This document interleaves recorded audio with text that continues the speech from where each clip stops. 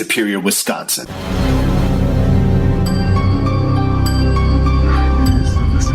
You're tuned in to Night Vision Radio, exposing the truth one secret at a time. Prepare yourself as we explore the shadow worlds of suppressed history, secret knowledge, forbidden religion, and shine a light on the conspiracies to keep it all from us.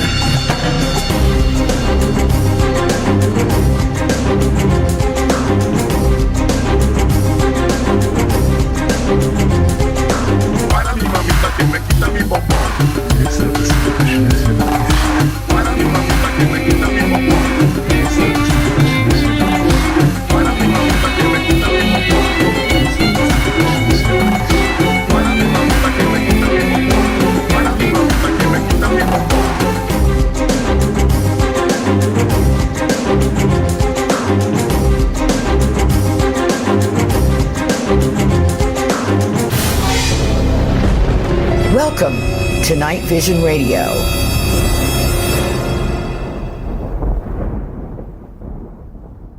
Welcome back to Night Vision. If you're just joining us, I'm your host, René Barnett, and I have with me tonight Lyn Buchanan. He is one of the original remote viewers for the U.S. military out of Project Stargate, and he has continued on with that work in the private sector and in his private life, and I was pumping him for information during the break, and I'm going to continue to do so on the air.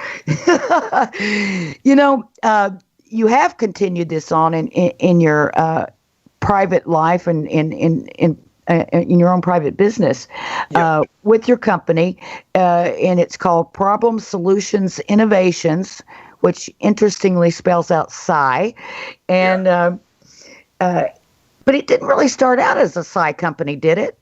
No, I was working computers before I went into the military unit, and so, into the remote viewing unit. And so when I got to the remote viewing unit, I took Joe McMonagle's place. He was retiring, and he had been the database manager.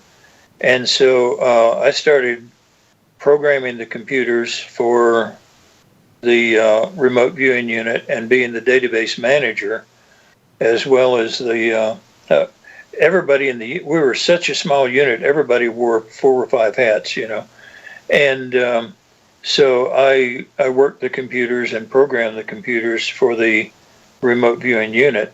When I got out of service, I started a data analysis company because, believe it or not, in DC, nobody's really using the data the way they're supposed to. And so I started this company, and then, analyzing data to get information about the company and about what they should do and all. And then when the remote viewing unit became declassified, all of a sudden I was getting all these calls for training. And so I just said, hey, I can stay home. I don't have to drive 5 hours a day into DC and back. And so I just started teaching the remote viewing. Now, I noticed something interesting, or at least it caught my eye on your website again, that's crviewer.com, when you had, I think it might have been under the About Us section, and you named the trainers, the certified trainers. And I noticed that the large majority of them were women. Is that just coincidental at this particular time in your group, or do you find that you have more women students? No, I think have more men students. Really? But, I don't want anybody to misconstrue this as sexist or anything, but many of the women are non-working wives, okay? And so they have an opportunity to go into this as a job and, as a teacher. Most of the men do the 8-hour-a-day jobs, and they don't have the time opportunity to. And several of them are planning to become trainers when they retire from their jobs. Oh. And so it's just a matter of time before it evens out. You mean there really are women that still get to stay home and don't have to? Yeah, believe it or not. In fact, one of them is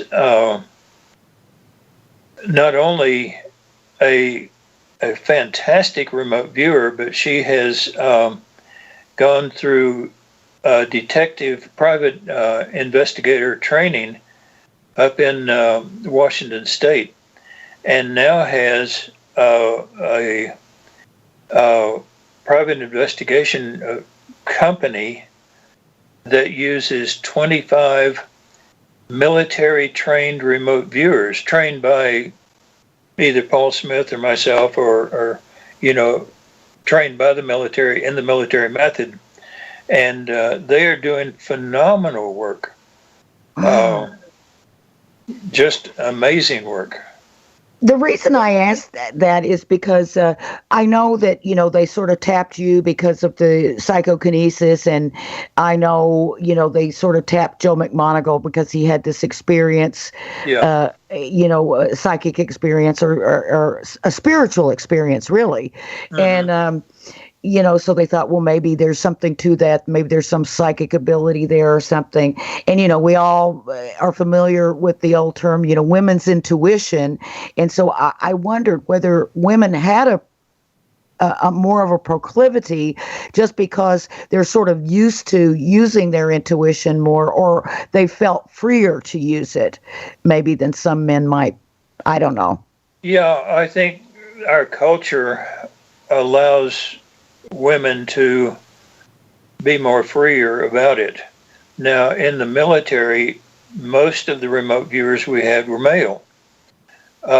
We had a few female remote viewers, and the thing is that the remote viewing is basically a martial art, and so it doesn't really require a strong intuition or a strong psychic ability to do the work.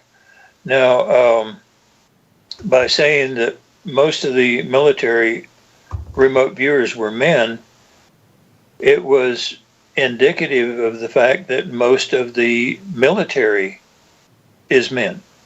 That there's ratio-wise, I think we were right there, standard with the overall ratio of the military. Yes. Yeah. Somebody, if I could just throw something at you, and I already know the answers, but I'm going to let you answer it. Max is asking, even though remote viewing may have been declassified, and I mean, declassified, it really isn't, but, the idea that the project was there was declassified. That's right. The controlled remote viewing was never classified, period, in any way. What was classified was the fact that the U.S. military was using it and had an intelligence collection unit that was using it. Because that was classified, the people out at SRI just sort of stayed quiet, and of course they were doing research. Most of their research was government funded, and so to come out with the fact that remote viewing existed would have revealed that they were doing work on classified government research, and so they couldn't really talk about it. But the remote viewing itself has never been classified. Oh, that's wild.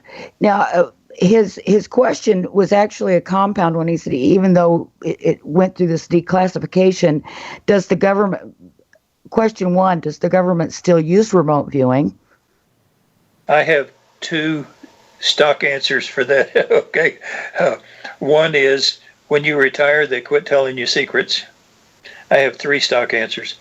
The second one is, I'm not a spokesman for the U.S. military. If you want the answer to that, you will have to ask the U.S. military. And the third one is that I really hope they have a unit, or they're still using it, because we did a fantastic amount of work and we were very successful, and we helped a lot of people, you know, bringing soldiers home, saving money, though the military.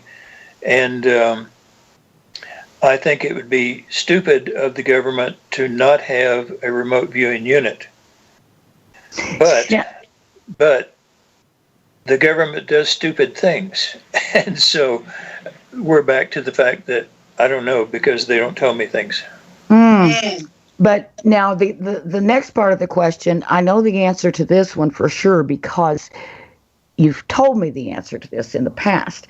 Yep. He says, if they are using it, does the military, the NSA, the CIA, FBI, and so on use it to spy on U.S. civilians? And the answer is no. Yep. It used to be Presidential Order 11905. When Kennedy came in, it changed to Presidential Order. It was superseded by Presidential Order 12333, which forbade U.S. intelligence efforts from spying on U.S. citizens without proper consent. And the proper consent could only come, without official proper consent, or without official proper tasking, which had to be like the police in civil cases. For us, it was Congress, and Congress or the CIA, but it's not just a saying. It would have taken an act of Congress for us to spy on U.S. citizens. And 12333 is still in effect as far as I know. Wow. So it would actually take literally an act of Congress. That's pretty amazing. Yeah, that's true. Yeah. And we were talking earlier about in your personal life. I mean, do you hold yourself to that standard? I still do. Yes, I do. For one thing, like you weren't tempted to remote view Linda when you were dating or anything like that. No. Well, I didn't know anything about remote viewing back then.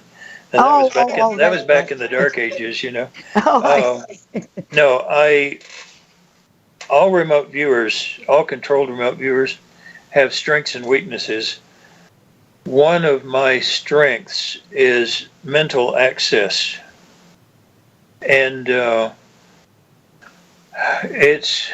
analogy I use is when I access someone mentally, it's not like I visit them in their living room. It's that I see their entire house. I see all the things. I find it extremely distasteful, and it's one of my strengths, and I really dislike it. It's too much information. I don't want it. I don't want to know those things. Now, if it's a criminal, or if it's some foreign leader, military, political, or something like that, that information is needed, then I'll do it. But it's still, to me, extremely distasteful. I hate it. Now, why is that? Is it because if it's someone, let's say, a bad person that you're looking at, a criminal or a terrible dictator or something, is it because you feel that? Well, Thanks for coming in, Mr. Mahoney. Do you have your member ID card? Yep, I have it right here in the FEP Blue app, see? Great. It's awesome. The app can also help me find a provider and keep tabs on my deductibles. Okay, can I... Oh, yeah, and my out-of-pocket spending and visit limits, and I can call the nurse line. I'm really glad it does all that, but I only need to see your member ID card. Oh, that's it? Why didn't you say so? Fearless is just one tap away. With the new FEP Blue app from Blue Cross and Blue Shield, you can access your health benefits on the go. Download it now at fepblue.org/app. Or you don't want to know. well, yeah, I guess it's part that, but it's, I don't want to know all their dirty little secrets. And using the analogy, it's not like I visit them in their living room. It's like I see the hemorrhoid cream in the cabinet and Playboys under the bed, and I just, it's too, I don't want to do it. I find it distasteful. I don't like it. Oh, that's really wild. Now, I do know that you have been involved in with assisting police and other law enforcement agencies, and finding a missing child, or That's right. locating a criminal on the run. In civilian cases, they are authorized to do that in certain instances where there is personal danger or danger of losing life or limb or something like that. Yeah. Right. And then they're authorized under 12333 to actually spy on U.S. citizens. Well, in addition to your company, Problem Solutions Innovations, you have this other organization called the Assigned Witness Program.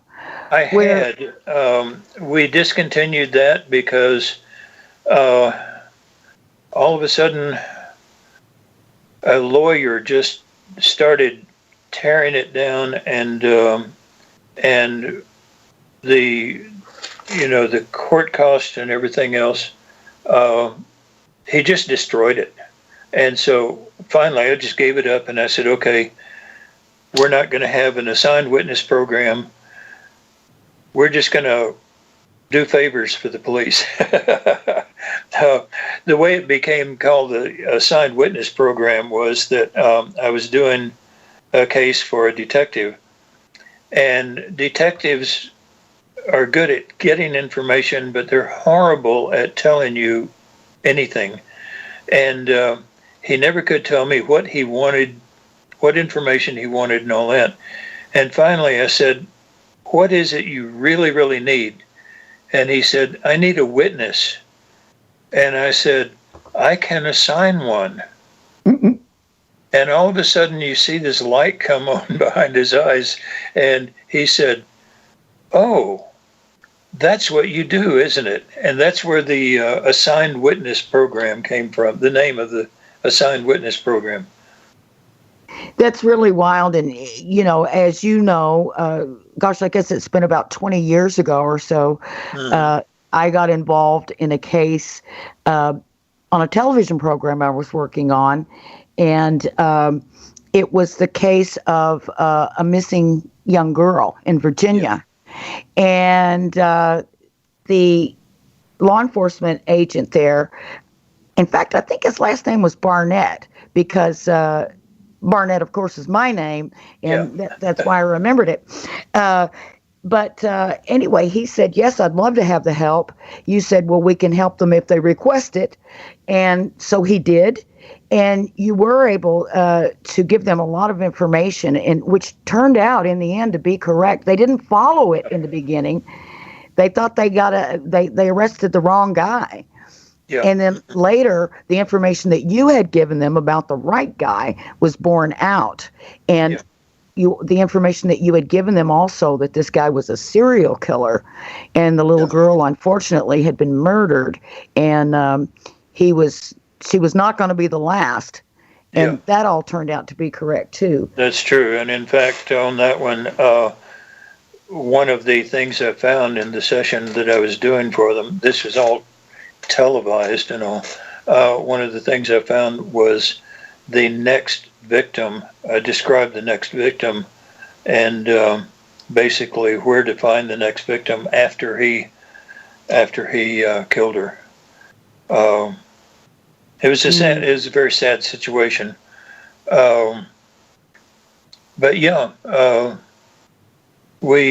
love to help, and now much of the work I've turned over to the student of mine who has a private investigation agency, and but like on that, I have many people who call and say, well, the police aren't paying attention to my case, and I need for you to do remote viewing. And I say, okay, but you have to have the police ask me, because legally, I still honor 12333. And see, I'm not retired. I'm on retention, and so I pay attention to 12333. I'm not going against it, and yeah, if someone wants me to work on a missing person case or something like that, they have got to have the police officially ask me to do it, or else I can't. I'm not going to jail. I'm sorry. Yeah. Yeah. No, of course not.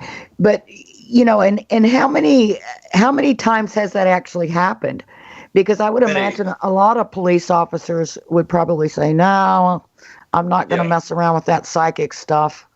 That's very prevalent. They have the blue sense, but nobody else is supposed to have it. That's right. But what we found with the assigned witness program, we never went to the police and said, we can help you. The detective that I was talking to, that in that conversation, the name assigned witness program came back. He just word of mouth, he told other detectives, and they told detectives in other police departments. We never let anybody know. I mean, we never advertised in any way, not even once. But we were finally getting more work from police departments than we could handle. We didn't have the enough civilian remote viewers at the time to handle the cases. Wow, that's pretty amazing. Can you share a case other than the one that I happen to personally know about that we just talked about, the little girl? Probably if I sanitized it and okay. There was one where we were called, and they suspected a drug shipment coming across the border. And so they asked if we could give the time and the location of the crossing. And we did. And they sent police out to hide, and right at that time and at that place, the huge drug shipment came across the border, and they were able to confiscate it. Wow. That is pretty amazing. The amazing one, I think, for me, was Joe McMonigal was given a picture of the roof of a humongous building, and he not only laid out the floor plan of the inside of the building. They couldn't get any ground agents to this building. It was that secure. And he not only laid out the floor plan of the building, but he told what was being built inside the building. And the building was about a mile from the ocean. And he said, they're building the biggest damn submarine I've ever seen in my life. And they're going to roll it out and send it into the ocean on this day at this hour. And the Spy in the Sky satellite was diverted to be over that building at that day at that hour. And that's when they rolled out the Boomer submarine, the largest submarine in the world. And for 10 or 15 years, the picture that the satellite took that day was the only picture the U.S. ever had of the Boomer submarine. Oh my gosh. And this last year at the International Remote Viewers Association convention, they had a psychic spy contest. And so they asked me to pick a target. So I picked a target of the roof of a building from, Google Earth. Yeah. And it's an old sawmill. And from the air, you can tell it's an old sawmill. And I took a picture of the roof. It hasn't been a sawmill for ages. And now it's the building where all of the space debris comes to be refurbished and sent out to museums around the U.S. Oh my gosh. And so I'm proud to say one of my students took the picture of the roof of the building, and that was it, laid out the floor plan of the inside of the building, told what was going on in there, described what was there, and did as good a job as Joe did. And I was very proud of him for that. And when he was describing what was inside, I mean, did he know it was space debris, or was he just describing, like, I see, this type of object? Yeah, this is one of the things about controlled remote viewing. We just almost absolutely use no nouns. And so when a remote viewer all of a sudden decides, oh, I know what this is, we make them stop, take a break, come back later, when they forget. But we have an absolute rule that you describe, you don't identify, because if you identify, you lock yourself into believing what you said. I'll give you an example. There was a target one time of the clean room at Microsoft where they make the chips. And this natural psychic I was watching, she said, I see a place that's very clean. It's in a humongous building. It's all white inside. The people working here are wearing white, and they have the little booties over their feet. And she was given a totally accurate description. And she said, and they're wearing what looks like surgical masks. And in this hospital, I hear people screaming, and there are people dying. And, the minute she said she identified their mask as being hospital mask, that was it. She was there. She was in the hospital. She was in a hospital. Couldn't get out. That's right. And and so in controlled remote viewing, basically, if the viewer figures out what the target is, we make them stop. Oh, that's good. Yeah, that I know it's very, very controlled. Thus the title, controlled remote viewing. Yeah. We're going to take another quick break, and when we come back, I want to talk a little bit about some of your experiences, but also I know you've got some new things coming down the pike here in terms of your training that's going to open it up to a lot more people, because it's kind of tough as it is. There's only one you, and like I was telling you on the break, I don't think you want us all showing up on your doorstep, nor can we all make it there. So there's a solution for that. We got a problem, and now we got a solution, and we're going to be very innovative about it. So when we come back, more with Lyn Buchanan. So hang in there with us.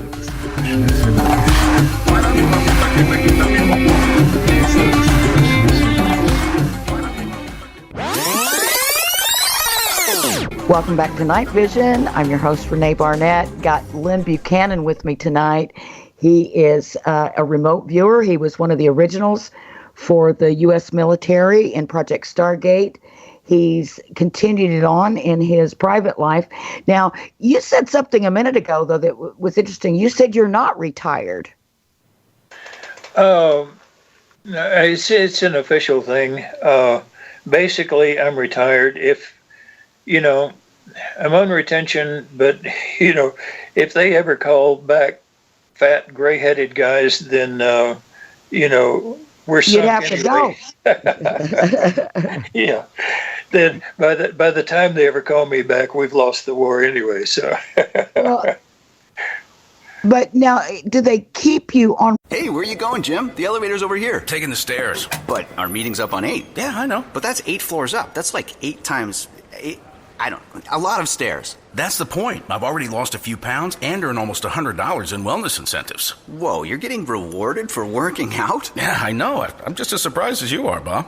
Fearless is full of surprises. That's the power of the Blue Cross and Blue Shield Federal Employee Program. Learn more about our healthy benefits and sign up at fepblue.org/chooseblue by December 11th. Retention because they want to use you every now and then for certain projects? No, I think it's just special skills. I think they just do that for special skills people. Just in case you're needed, they got you. Oh, that's good. We talked earlier about, you formed that company where you started training people, and and I mentioned before, there's only one you, and you've only got so much time, and so you've come up now with a way that more people can have access to your information and the training. So, and I wanted you to explain that because I'd like to hear it myself exactly how that's going to work. One of the big problems for the students who come here, I mean, it's great to have face-to-face time and all that, but they were paying like $1,000 for travel and lodging and restaurants and all that. They were having to take time off of work and time away from their families and all that. And I just decided, hey, I'm giving the same information because this is a standardized methodology. And so I could have videos that people could watch from their home, during the week, and then spend all day long on Saturday on the internet,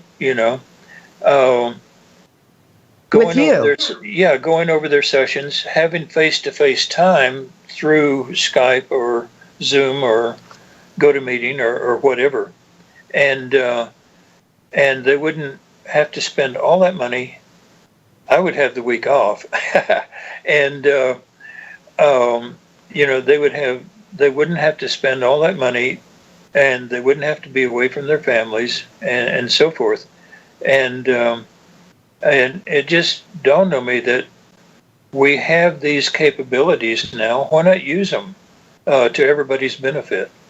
And what I'm doing is, instead of making like videotaping a class, I'm going through and videotaping 5 to 10 minute segments on each and every topic and aspect of the controlled remote viewing, so that if somebody watches these and then has a question about something they've seen, they don't have to wade through an hour-long video trying to find the answer. They just look up ideograms, and there's 5 minutes, there's the answer, and so it's going to wind up that I'm making around 300 to 400 of these videos, and some of them apply not just to CRV, but to all remote viewing and all psychic work. And so those I'm going to just put out to the public. The ones for the course will, of course, be, step-by-step teaching, and those will be for the students only. But this way, they can get the training, which is standardized. If you look on my website, we have 6 highly qualified teachers, and the material is standardized so that if you go to one trainer for basic, you can pick another trainer if their schedule is open and they have a class opening. You go to one of the other trainers and it picks up right exactly where you left off, and we're all teaching the same thing. And so the military method. And so this way people could watch the videos on their own time, be with their family, not have to travel, not have to put out all those expenses, and then, like, one day a week, we would still have the face-to-face time, just taking as long as it takes to solve all of their problems, get all their questions answered, and all that. And I think I'm doing it more for the students, because the travel and the lodging has been a real burden to the students. It really has. Yeah, and I can imagine so many more people would be able to do it if they didn't have to do that. Now, how is this going to be available? Is this going to be like on a site, or do you order the videos, or? Yeah, I don't know yet. There are sites now on the internet that are educational sites that they will you give the students and you give a schedule, and they will open the videos for that week for those students and protect the videos from anyone else. They will administer tests, keep record of the test scores and all that, keep record of all the, do all the administration for teaching. And then, it may wind up that I just have the videos and put them on Dropbox or something like that for the students as they need them. I haven't figured that out yet. Do you have a timeline of when this might start becoming available?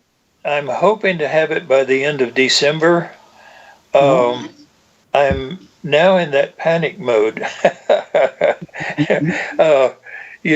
I've got close to, I think, 70 of the videos made. It's going to take about 120 for the basic course, which I'm going to open first. And so it's one of those things where I have got to really hunker down and get to stroking on this. But I'm hoping to have it by the end of December. Oh, that sounds really great. Well, you'll have to keep us posted, and I'll let people know. So yeah, they can, I will put it on my website too. And again, that's crviewer.com for people who may have tuned in a little bit later. If I could, the chat room is really, really active. It's going on, and someone was asking about Ingo Swan, and I know we talked about Ingo a little bit earlier, and he was one of the people that was involved in, sort of creating the program or creating the protocols, I guess. But he did create them, yeah. He did, and they were asking, was he considered a remote viewer? I guess he would have had to been to create the protocols. Yeah, he was the remote viewer. Yeah, Ingo was a natural psychic, but also a genius and an organized mind like you wouldn't believe. And he sat down in his basement, and I find it hard to believe that he didn't have spiritual or extraterrestrial help or something, because the method that he created has not been improved on and hasn't even been matched by anyone else. The way he created it works. You follow the Ingo Swan method, and you don't have to be psychic. The information just comes out on the paper. Yeah. It's amazing. He really was an unusual person. Really interesting. Yeah, I really liked Ingo. He's Ingo was the old curmudgeon that everybody loves. You know. Yeah. I mean, you knew him. I spoke with him a couple of times. Within the context of some TV show or something I was working on, but also we interviewed him for UFO Magazine when I was there, and he became good friends with Don Ecker, who was our research director. Yeah. So he was kind of around, the Ingo influence was around, and we got a chance to, speak with him a few times, and we had him on the show that we were doing back then, the radio show when I was working with Don Ecker on his radio show. And so I was just so impressed with him. And I remember, I think it was around in 1996 or something, he came out with a book on Marian sightings. And I thought, whoa, where did this come from? Yeah. And so we actually did a piece on it, on Strange Universe, on Ingo's. There's a little story that doesn't usually get told about that book. A week before the deadline to turn it in, his computer broke down, and it trashed the hard drive. And so he sent me the hard drive, and sector by sector by sector, I pulled off the text from one sector at a time to recreate the book. But it took like 3 or 4 weeks to do that. And during that time, he had to have the book in, and so he very quickly just rewrote the book from his notes and turned that in.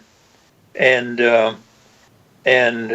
the one I have is the original, and I have the only copy except for a copy that I made for Ingo's sister and gave to her, and the original of that book has 2 or 3 times the amount of information, but the book that got published is just not the book that he had originally meant for it to be. Oh my gosh, is his sister in charge of his estate? Yeah. Has she ever thought about releasing that version? I don't think so. I don't know. That'd be amazing. Yeah, you'd have to ask her, but what a great story that is. I have the copy here, and it's basically it was a gift from Ingo because he said I could keep a copy. But it's Ingo's work. I would never give it to anyone because it's not my work. But I have it. I have a printout of it in my library cabinet here, and then you're saying we do need to show up at your doorstep if we want to read that. If you want to read it, you either show up at mine or hers. I'll have to track her down too. Yeah. Oh, that would be interesting to see. I do have that book, and the one that actually was published, and I did read it. It's been so many years ago, but I do remember it quite well, and I remember being very surprised by it. But learning a little bit more about Ingo Swan later, it wasn't so surprising because there were many, many facets to Ingo Swan. What a force, his brain was amazing. But anyway, so back to you and your experiences, and now you're continuing on with your training, and now you're developing this new system for online training. And right. Yeah. Where do you see remote viewing going? Do you feel like it's becoming more and more accepted? It seems like there are a lot of people really interested in it and interested in doing the training. Yeah, it's becoming more and more accepted in spite of all of the craziness about quote remote viewing, not controlled remote viewing, but remote viewing, generic stuff on the internet. It is becoming more accepted. And back in the beginning, anybody who wanted an interview like this, they were just interested in making fun of it. Now we have, I've gotten, I think, 4 calls for TV shows and all that in the last 2 weeks, seriously wanting to know more about it. Rob Lowe called back in January, I think it was, and wanted me to come and be on the Rob Lowe show. It's on the Sci-Fi Channel, right? Yeah, the Lowe Files. No, I think it's A&E. Oh, is it? And yeah, and I was not able to come, and so I called the private investigator friend of mine, Gail Husick, and I called Paul Smith and asked them to go, and so they went, and it was, I think, the first of the, they have all the ghost shows, and they go and looking for ghosts, and nobody ever finds a ghost, and they always end in questions. But on the Rob Lowe show, they took his 2 sons out to a place. Rob Lowe stayed at home and with Paul Smith and did a session, and I mean very accurately described the location where the 2 boys were.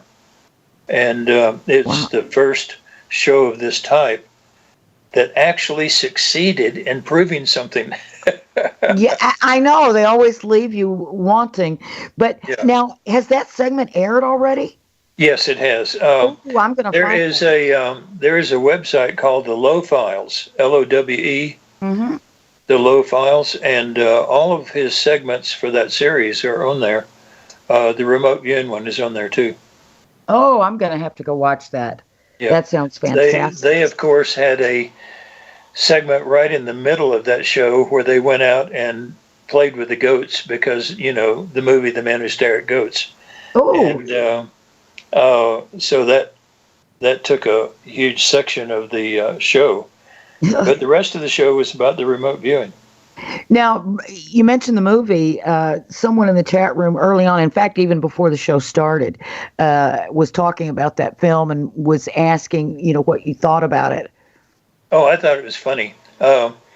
It starts out with, you wouldn't believe how much of this is true.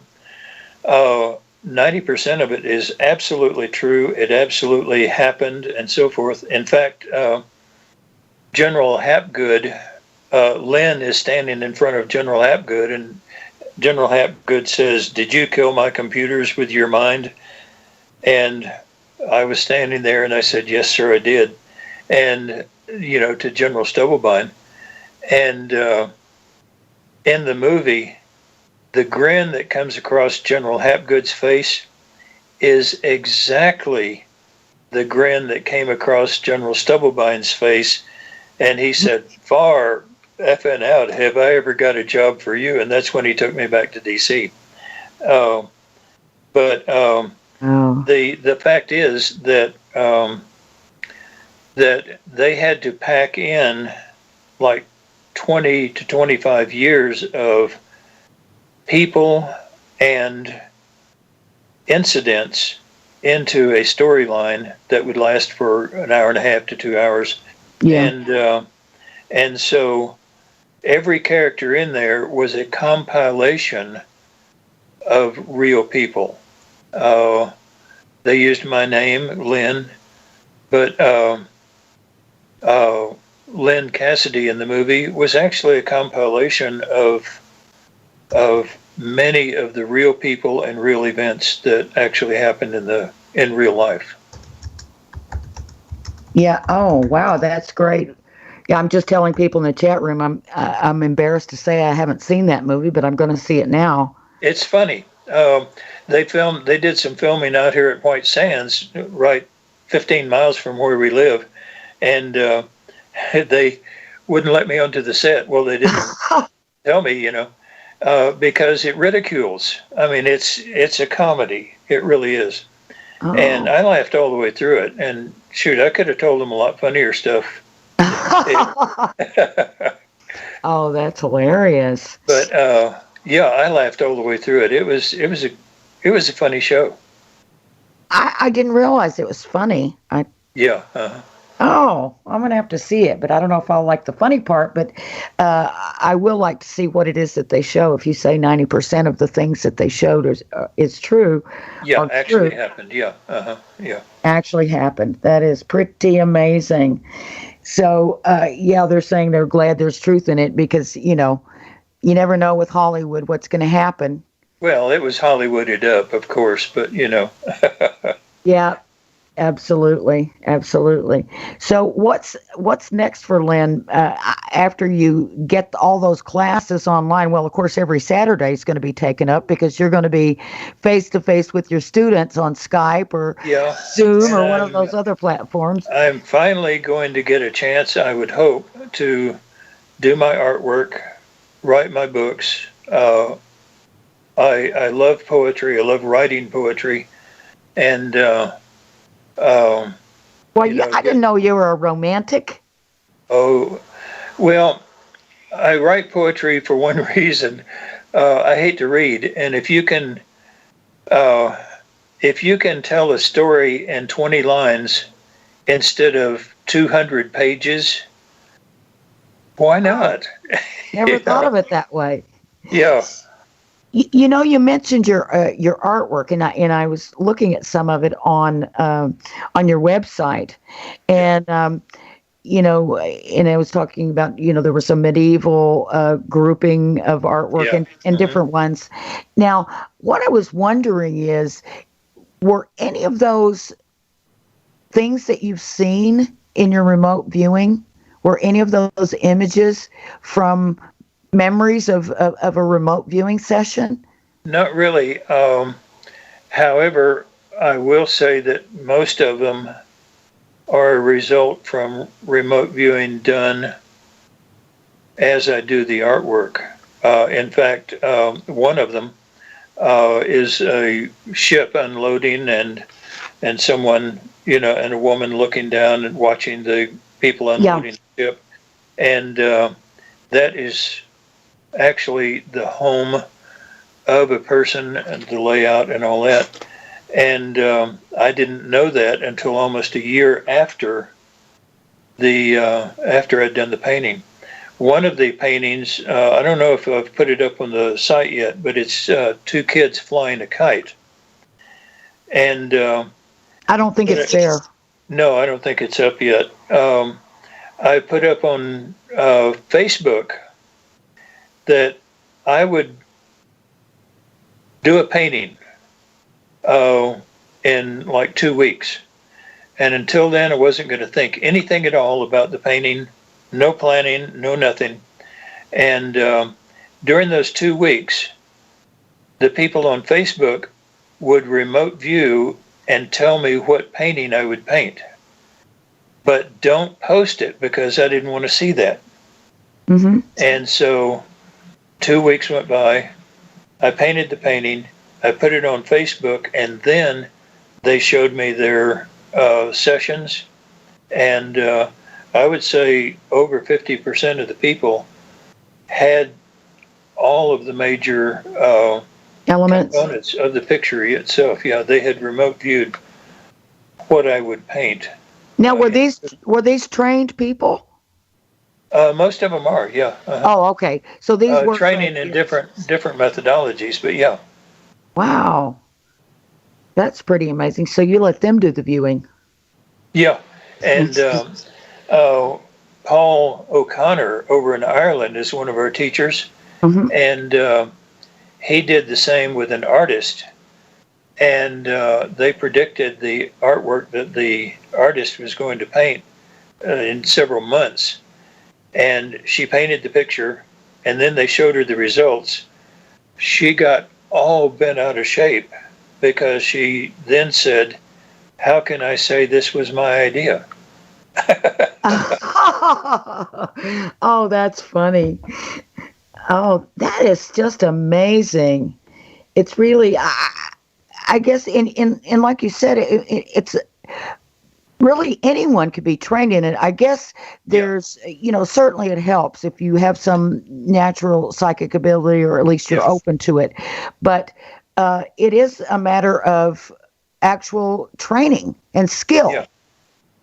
One of the things in the training is, like, we will have them describe a site, and then we will say, okay, move 10 yards forward and describe what you see there. And then, we increase the amount and all that. And one of those times, instead of saying 10 yards or 10 miles, we say, okay, move 10 days forward and tell me what you see. And we find that moving through time and moving through space in controlled remote viewing, there is absolutely no difference in the process. And so we can give them a present target and then move them a year forward in time, and we have some good accuracy. That's amazing. I think that's about all we have time for, unfortunately. It's been so wonderful having you, and I hope you will come back again. Well, hey, I have a telephone, and good talking to you. I enjoy talking to you. Well, thanks, Lyn. I always enjoy talking to you, and over the years, it's been a great pleasure. So, I will give you a buzz, and please give my regards to your lovely wife. If I'm back out that way, I'll stop and see you again. Give me a buzz. All right. Good night, everybody. Thanks for joining us. Good night.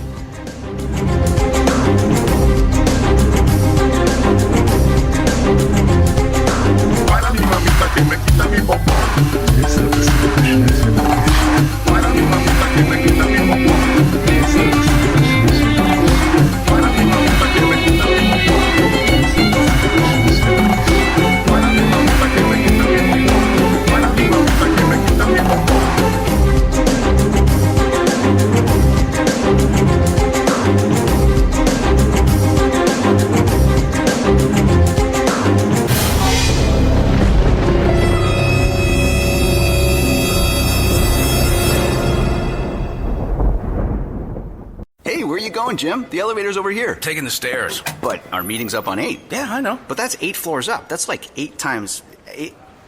A lot of stairs. That's the point. I've already lost a few pounds and earned almost $100 in wellness incentives. Whoa, you're getting rewarded for working out? Yeah, I know. I'm just as surprised as you are, Bob. Fearless is full of surprises. That's the power of the Blue Cross and Blue Shield Federal Employee Program. Learn more about our healthy benefits and sign up at fepblue.org/chooseblue by December.